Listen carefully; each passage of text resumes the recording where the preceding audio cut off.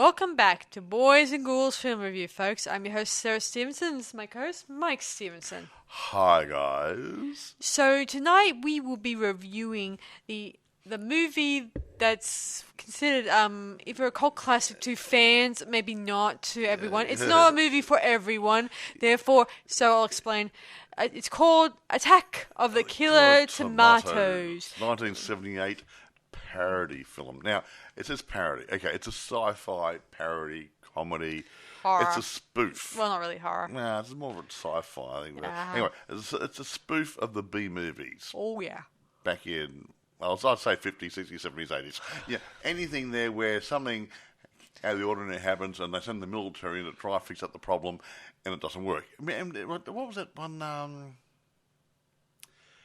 There were those Martians and Pierce Brosnan and other people were in it. Well, it's called Martian Attack, I think it was. Mars Attacks, yeah. Mars Attacks. A bit like that. That was a bit of a send-up too. That was a bit of a parody in its own way too. So, same sort of idea, you know. But anyway, here we go. All the good bits. Produced by John DeBello and Stephen Peace. Directed by John DeBello. Written by, drumroll please, John DeBello, Stephen Peace and Costa Dillon. Original story, I believe, was by Costa Dillon. So, appears to be an independent. Amazing he didn't star in this either. Now, I don't think he did. I don't think he did. Oh, I don't know why. He probably no tea and coffee for the people, though. Anyway, budget, about $100,000. And it shows. No. Box office, about 567,000. So they did make a profit. Slightly. However, I can't imagine queues of people being lined up at the cinema or traffic jams at the drive-in theatres or anything else wanting to go see this movie. Well, they probably thought it might be funny, so they thought they'd go. But unfortunately... This is the sort of movie you go to the drive-in for your girlfriend and park the car in the back row and don't watch the movie. No. It does make me think of other parody-related films like Naked Gun, Flying High, and... but they're better than this. Monty Python films, of course. Oh, yeah. But they usually have a strong film line they follow. Better. But they're better. Look, we're not going to bag this movie. We're not trolls, but we will pick it apart a little bit later. Yeah, it's not great. There I said it. It's not great. But you look at movies like Frogs. Okay. Ribbit. No, that wasn't a bad storyline. Even that was pretty basic. What else? Birds. There was it mentioned Hitchcock at the beginning of this. We're going to talk about it in a minute, okay? Okay, I'm just saying that they put the Hitchcock thing with the birds out there. So this was they sort of mentioned him. Well, actually, the movie actually starts, before Sarah tells the story, it does open with a rolling screen, a bit like Star Wars and stuff, and it says something like, the film opens with a scroll saying that when Alfred Hitchcock's film The Birds, 1963, was released, audiences laughed at the notion of birds revolting against humanity.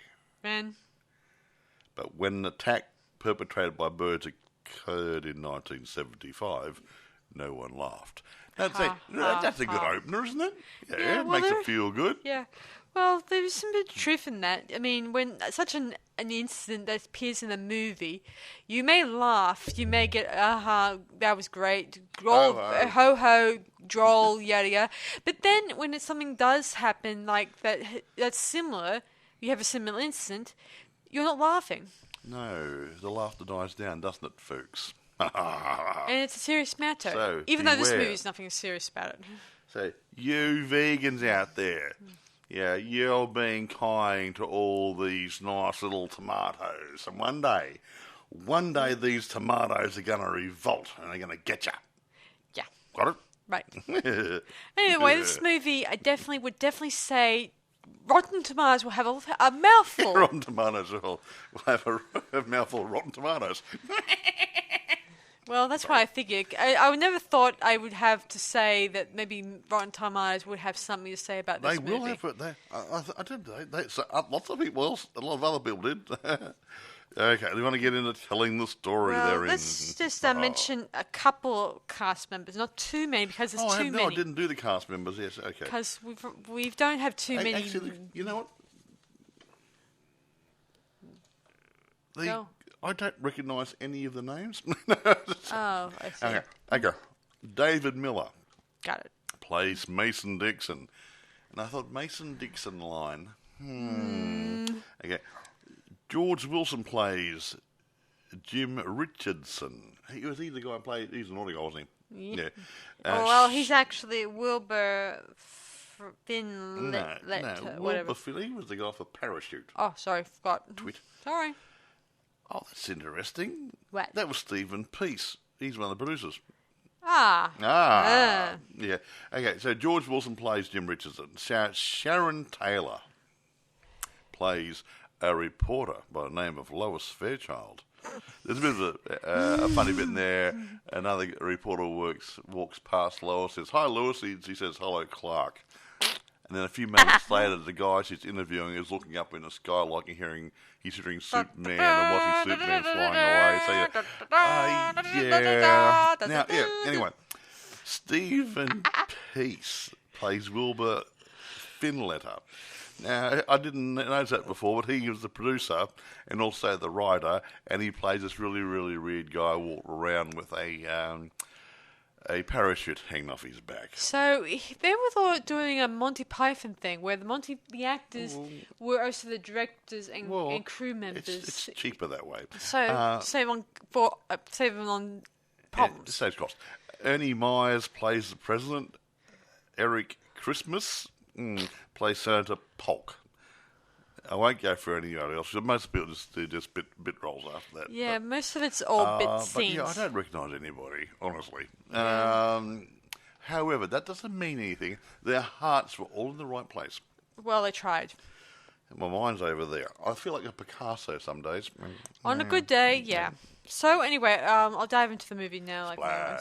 So the movie begins where a bunch of incidents dealing with tomatoes all over America start rioting or start revolting. And start attacking people on the streets, in their homes. Garbage disposal. A person got eaten by their BLT. I don't even know. A guy who had a tomato juice and it killed him from the inside. Of course, most of these incidents are like on the radio, on newspapers, whatnot. And most of the others are just pretty much ordinary tomatoes being thrown at the screen or thrown at the audience. Don't give it away. Anyway, the military gets called in and want to diagnose a situation on this situation, which makes me think of swarms when they're trying to bring in the military and try to figure out a plausible plan to outwit the swarm. Of course. Oh, yeah. Well, you remember. They called in the military, and when things went up... fly spray. Bzzz, there.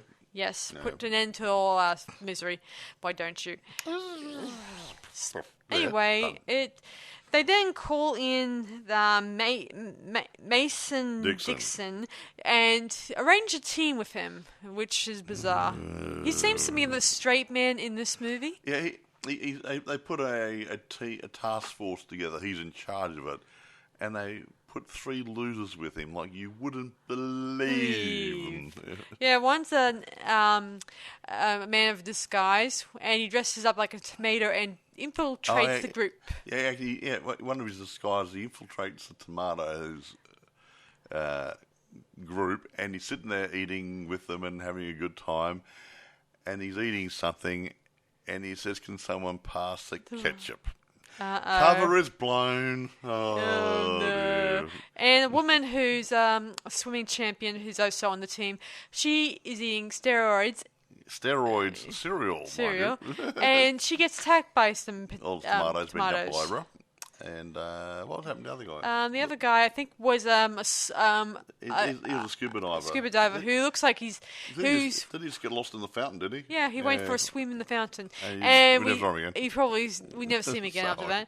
And the other guy you mentioned, the Wilbur guy, who is dressed as a parachute trooper. Yeah, he joined by parachuting out of the plane, landing on top of the car, and then for the rest of the show, he wore his loose parachute dragging behind him all the time. Yeah. You would think he would have taken it off. It would have made things a lot easier. However, it was funnier. It's funny. It's supposed to be something. As I said before, this movie will keep you in stitches. So if you really like crappy humour, it'd be... And even though all the while you're supposed to pay attention to the story plot, you feel like every time they throw a bit of segments and funny bits in it, you lose sight of the plot. There are little sight gags and stuff. Yeah. Yeah. Also, there was some journalist lady. She gets hired because a lot of the other journalists are either out of the country or doing other assignments. Yeah, and she was a fashion journalist, and she was just thrown into it, Yeah. And she wants to interview Mr. Dixon, sorry. I don't know why I said Nixon. Mason Dixon there. Anyway, but he says no comment and tells her to get So she lost. goes after this Wilbur Finletter, the guy with the parachute. Yeah, and he calls her a trollop. Well, he thinks she's a prostitute trying to hit on him and stuff, but of course, nothing comes weird, of this these scenes. She doesn't have too many scenes in this movie, even though she sort of becomes the love interest to Mason him. Dixon at the end of the movie. Yeah. But anyway, he's also tailed by an unknown person, and we think... he's got something like, a ski mask with a little cutout in the eyes and, that sort of stuff. Yeah, so he gets tailed by these people, and we think there must be something sinister, about these people. They kind of start shooting at him, and they kind of miss several times. Well, 3 times. Yeah, they just, yeah. It's a little like shooting ducks in an amusement parlour, yeah. Well... Anyway, he does get chased down by a tomato or even a paper mache, tomato here and there. Yeah. Yes. Yeah, there was a lot of tomatoes, big ones. Yeah, obviously made out of paper mache and plastic and different things. Not just rolling all over the place. It was so lame. No. It was weird. Someone next to the OP is just rolling a tomato. And someone's running away from it, but it was fun. Of course, on the odd chance, this music gets played in the air, and the tomatoes disperse. Now, let's back this off a little bit. Right. Okay. There's a guy who works for the president. Yes. Mr. Richardson. Yes. And he goes to this Mind Makers agency, which does advertising and stuff, to try to convince the people that there was... no cause for alarm, folks, blah, blah, blah, blah, blah, blah, blah, blah, blah. But something came out really funny for me. Sarah didn't pick up on it because... It was too hilarious. No, wrong era. It says they talked about a group to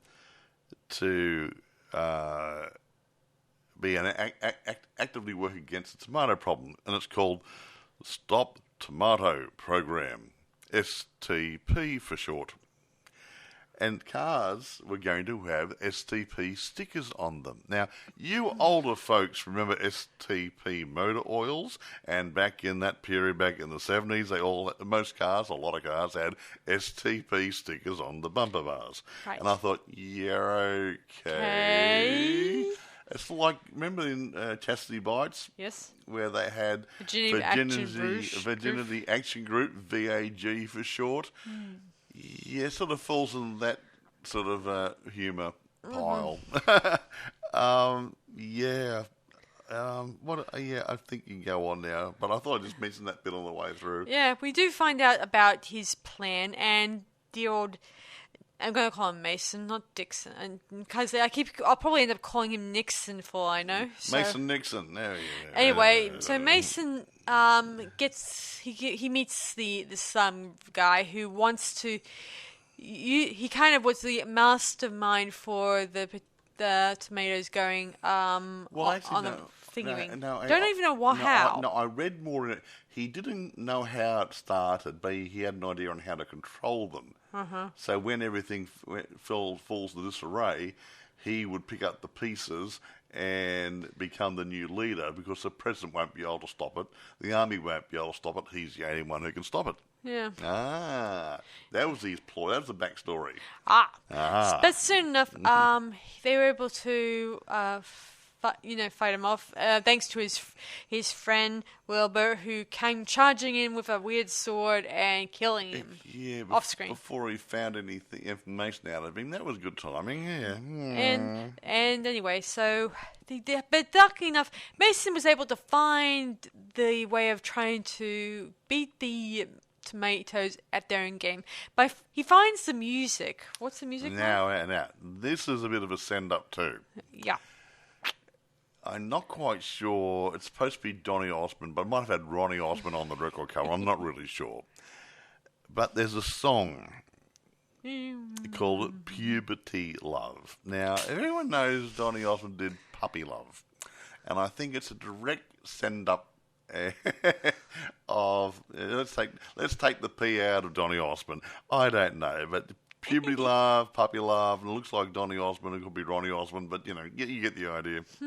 But this song, it sort of like gets back into Mars Attacks. Yeah, that had that song When I'm Calling You, and the Marston's heads exploded. Well, you get the idea. You know where it's heading. Yeah. Anyway, he figures this out and he runs to headquarters and gives them the dosh that he knows how to stop the tomatoes. So they start heading towards the stadium and start pumping the music through the speakers. And soon enough, the tomatoes all shrink down to natural size, giving the people the chance of defeating them by squishing them. Yes, and they had all this tomato puree on the floor. Of course, one giant tomato who's he must be a smart one. Who had put the initiative by putting some earphones onto it. Now that was quite funny, considering they don't have ears. But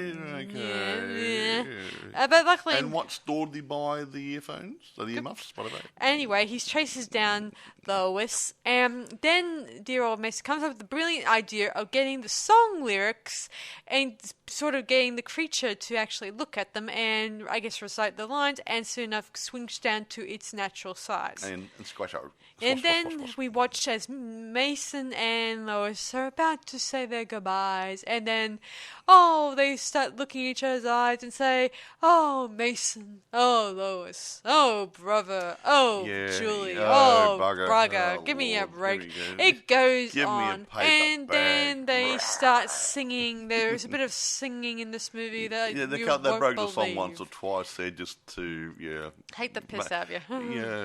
make it more painful. Yeah, it's all just like in the old 50s or 70s or 50s or 50s or 40s. This has dubbed. There's a Chinese guy or a Japanese guy there, and you think he's going to be talking with either ordinary Japanese, American English, or with a very heavy Japanese accent. No. They didn't overdub talking like, "Hello, how are you?" Yeah. I mean, it was a total. It just takes us by surprise. Totally the wrong voice for him. Well, it is taking it to the same general direction too. When some of the classic movies, they would often have to dub someone else's voice. Yeah, but sometimes I try to match them a little bit.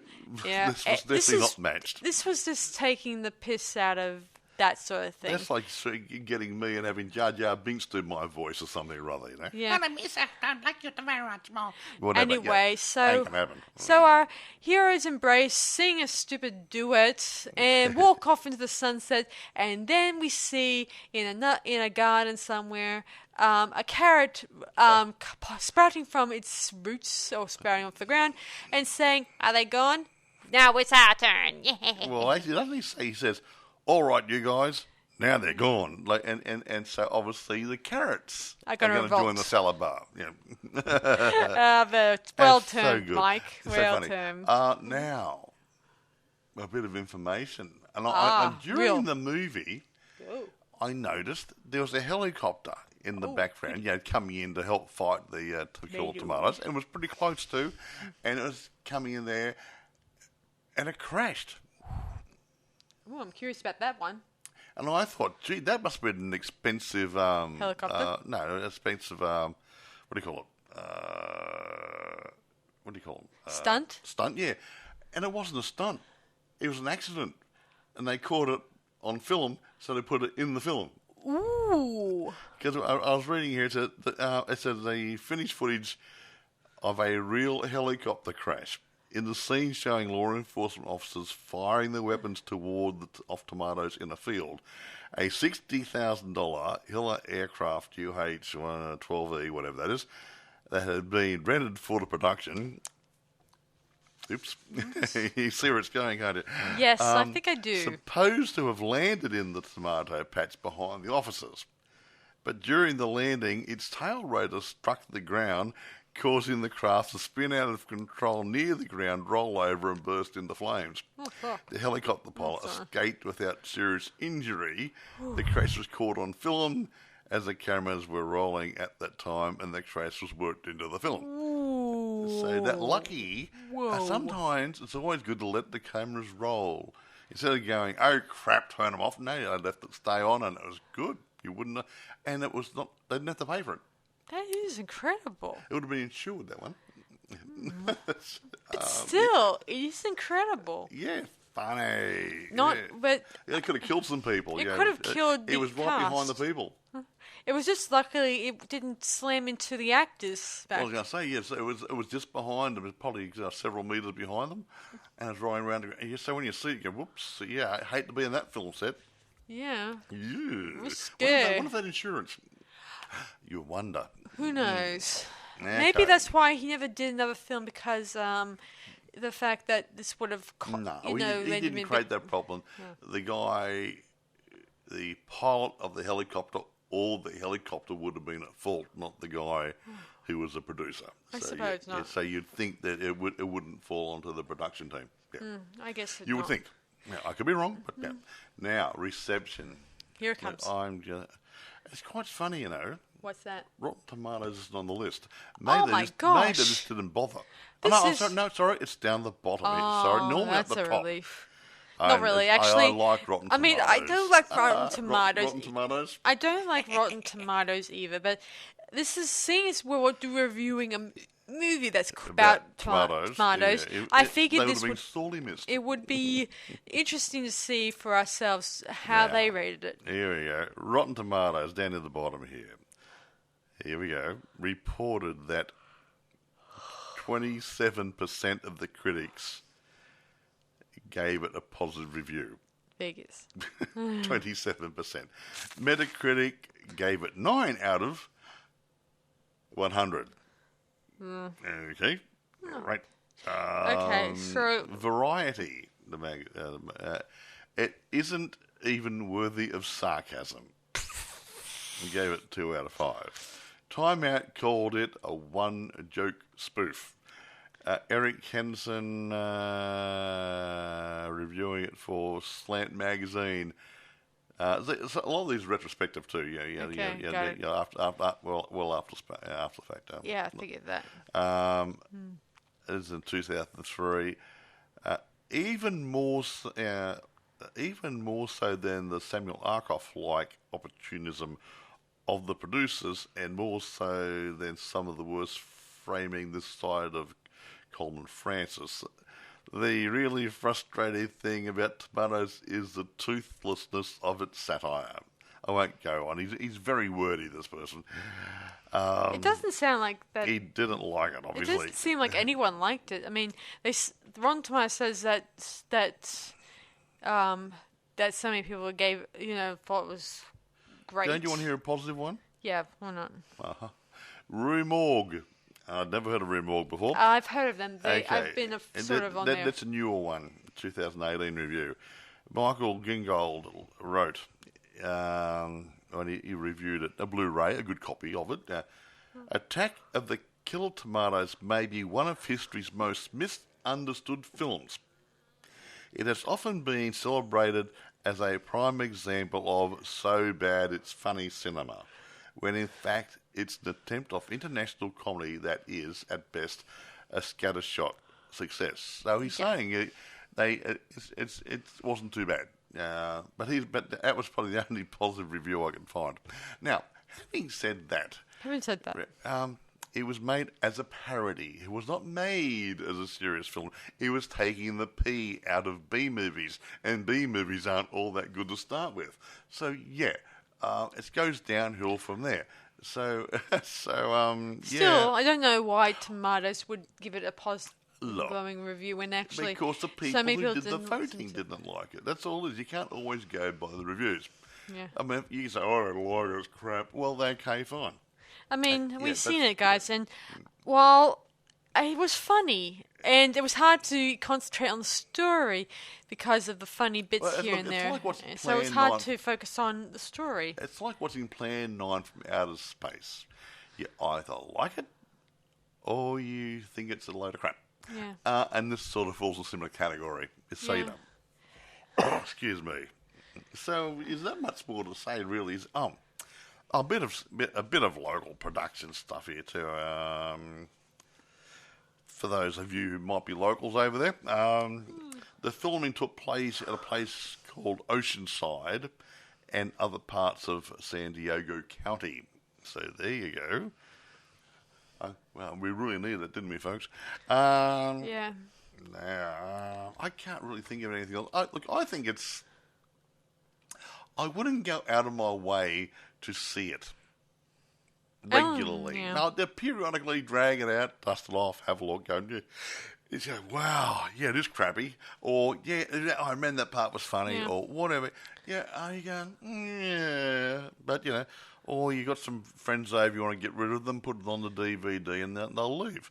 No, well, they may not there leave. is a point, Mike, that to be thought about in this movie, that this movie is not really meant to be, it's not meant to be a serious movie. It wasn't actually a comedy. It's a parody. It's a send-up.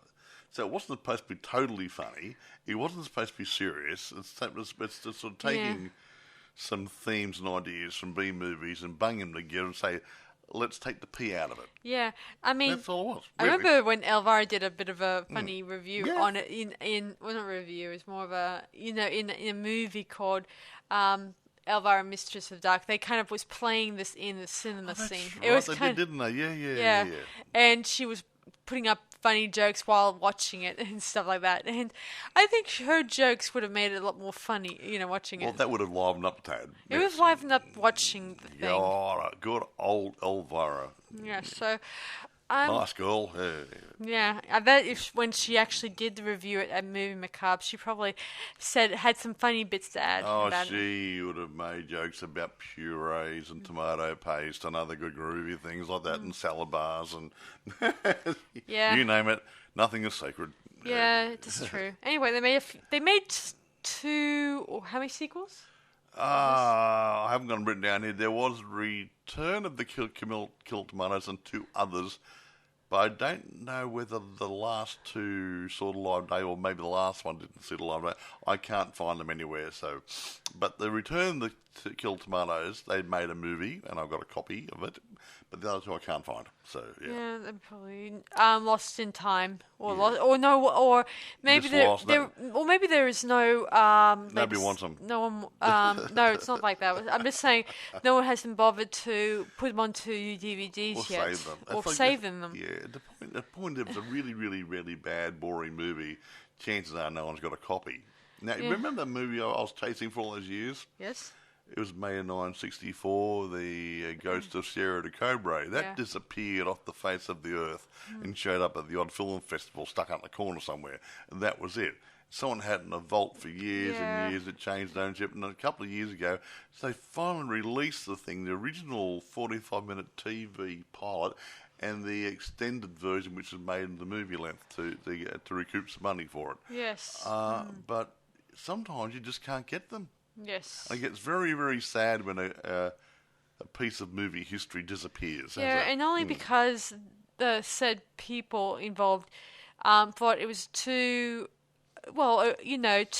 creepy, over-the-top creepy. But by today's standards, as I've often put this out, it's not as scary as it would have been, say, that many years ago. I mean, today's standards, it would probably be considered...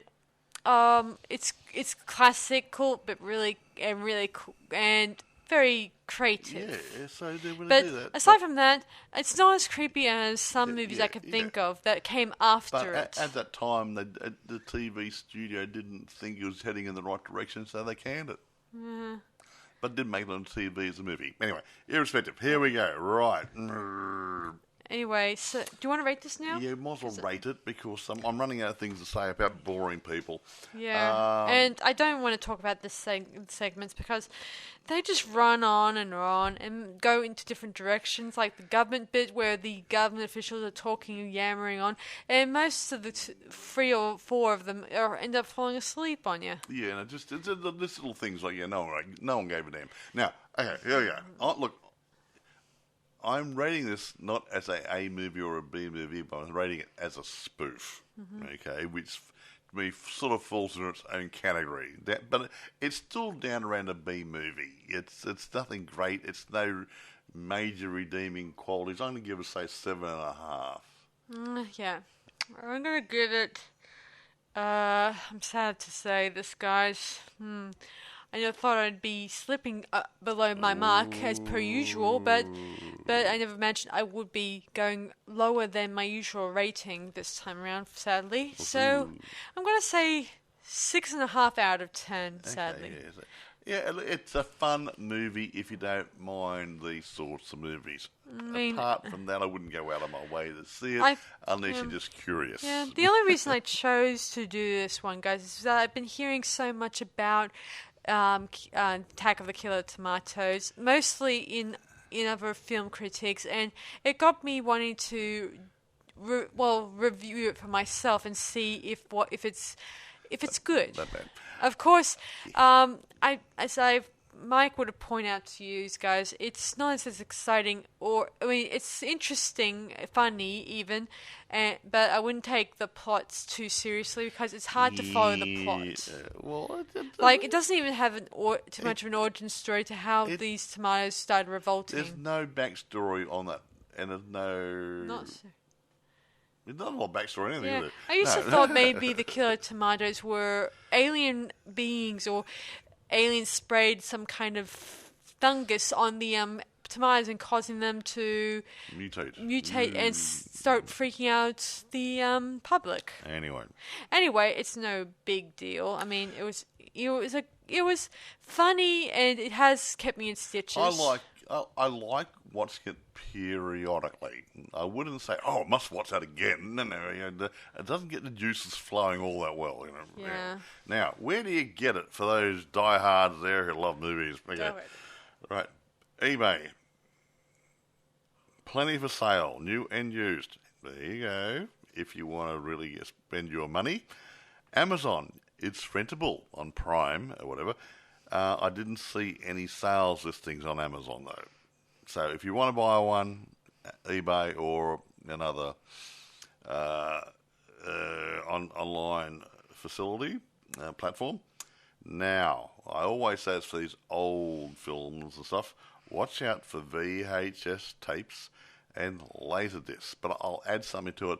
There's a lot of merchandise out there as well. There are posters, there are coffee mugs, there's whatever, and there's T-shirts. Be careful, don't buy a T-shirt if you're looking for a DVD.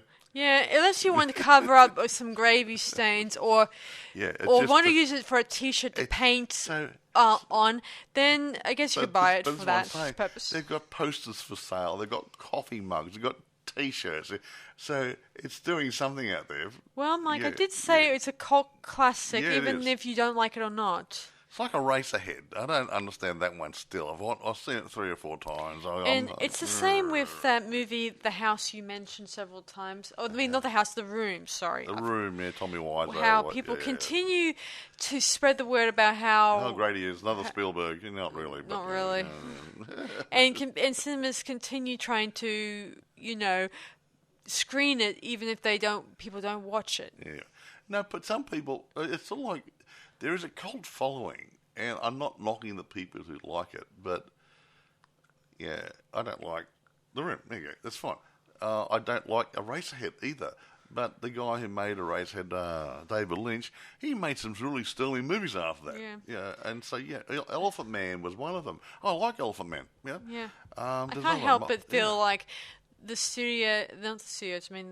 cinemas are wasting their money by you actually screening such a thing and all that stuff. If they screen it periodically in the right locations, the cultists will come and see the film. Yeah, if you make but it, they'll not put it come. on at prime time. They'll do it something late at night after when there's nothing else going on, or run it through a drive-in if the area's still got drive-ins and stuff, and they'll make money out of it. Mm-hmm. Yeah. Otherwise, it'll just die a natural death. Anyway. I can't think of anything else to say. Me neither. Sadly enough, guys. Well, there you go then. Anyway, so now we've rated it and we've discussed it and...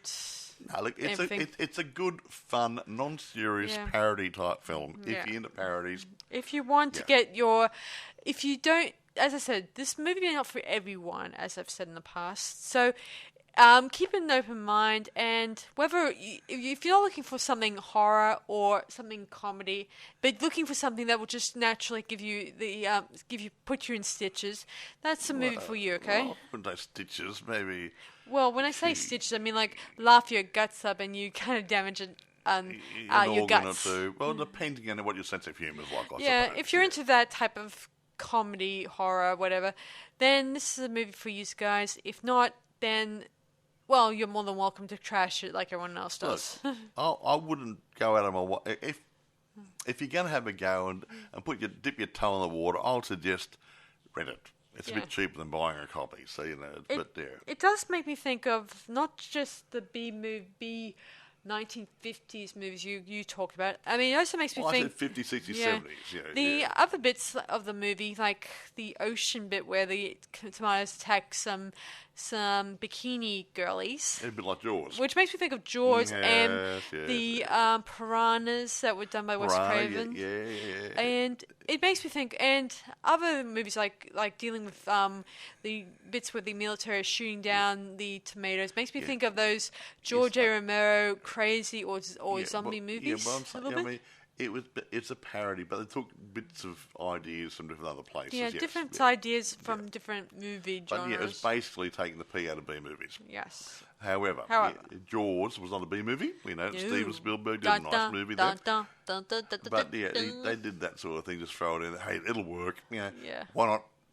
And nothing is sacred. Nothing is sacred. Nothing is made. Do you want to kill it now? You might as well, folks. People are getting bored now. So be sure to check it out, and as usual, keep an eye open mind about it. Even though we don't like it, does not mean you don't have to like it. Dislike it. So anyway, this is Sarah Stephenson and me, Michael.